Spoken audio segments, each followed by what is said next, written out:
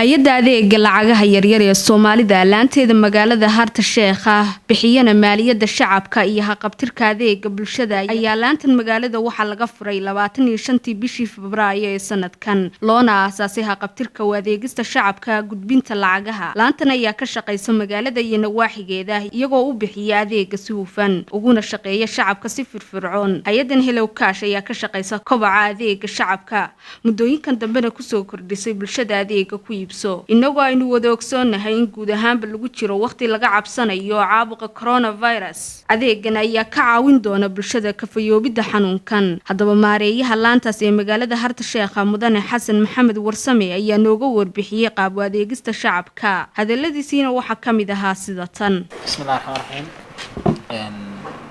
haddaan nahay hay'adda adeega lacagaha yaryar ee Soomaalida Itoobiya gaar ahaan laanta Harta Sheekh waxaan bixinaa adeeg maaliyadeed gaar ahaan waxaan siinaa shacabka Harta Sheekh iyo agagaarkeeda Soomaali Microfinance waa baahitiraha haqabtiraha bulshada Soomaaliyeed gaar ahaan xafiiskan ama salaantan waxay baahi adeeg maaliyadeed siisaa shacabka ku nool Harta Sheekh iyo nawaaxigeeda adeegyada xafiiska bixiyo waxa kamid ah saving in dadku wax ku soo saartaan wax ku kaydsadaan sidoo kale inaan transfer sameeyno oo degmooyinka gobolada aan bangiyada ku wali ama si fog ay dadkeena ay isku diraan si fudud ama si dhaqso emergency aan ugu dirno insha Allah ani asaaska xafiiskan wuxuu loo aasaasay waxa weeye in bulshada Soomaaliyeed laga haqabtiro adeega maaliyadeed dadka danyartaana oo qaxan qabto soo kobciyo Harta Sheekh ahaan laanteeduna waxa naga go'an inaanu si hufan si firfircoon ku dheehantaan ugu shaqeyno shacabkeega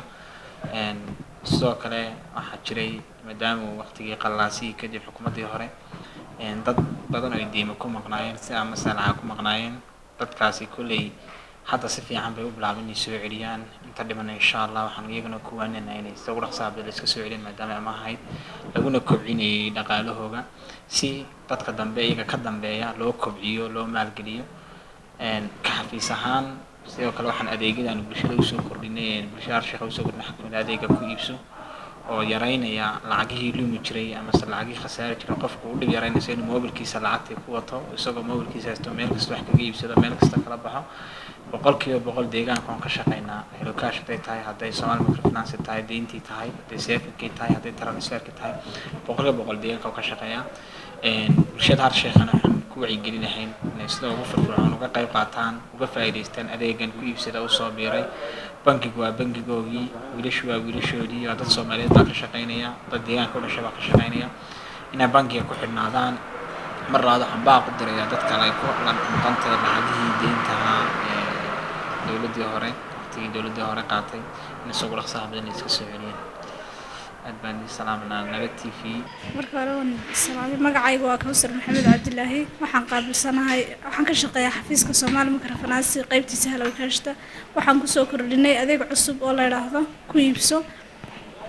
waxay u shaqeynaysaa sidii Hello Cash oo kale waxaad ku dirsan kartaa waad ka dirsan kartaa laakiin tan waxa ka go'aya waxyaabaha Hello Cash goosan jirtay way ka baxaysaa si free ayaaba kuugu shaqeynaa Xanaan Faarax Cabdiraxmaan magaalada Harta Sheekh Nabad TV